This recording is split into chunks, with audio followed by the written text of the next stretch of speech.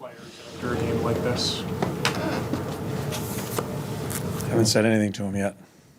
You told us this morning how proud you were of them to get to this point, despite the anger and the bitterness over what happened. Can you count this season as a net positive?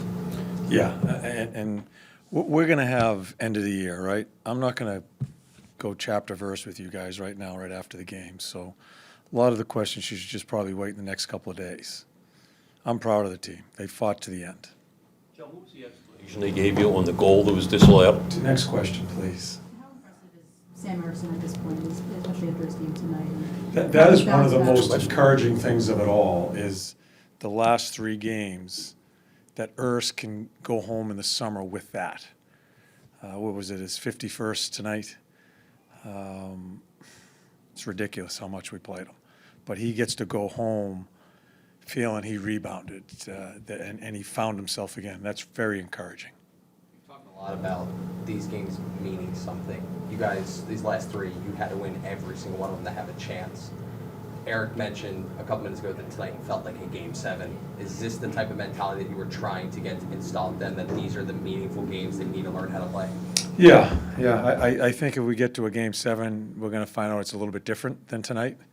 I hope we get that opportunity. But as I said this morning, this was a high-stakes game, and started off very tentative.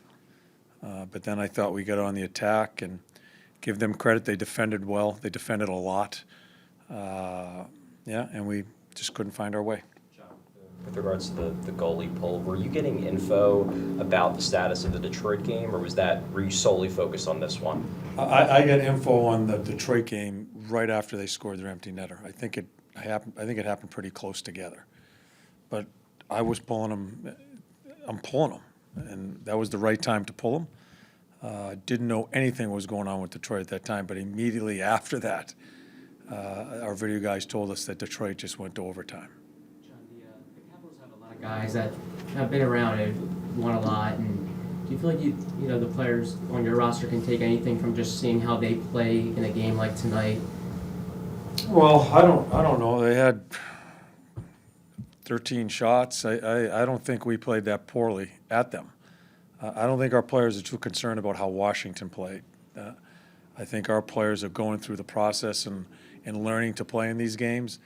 I was really, I just felt the first few minutes we looked really tentative. I'm happy the way we got back on our toes and,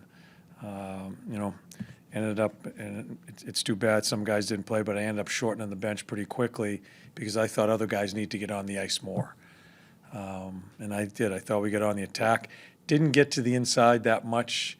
I don't think they did either. I think their best chance is probably their shorthanded breakaway.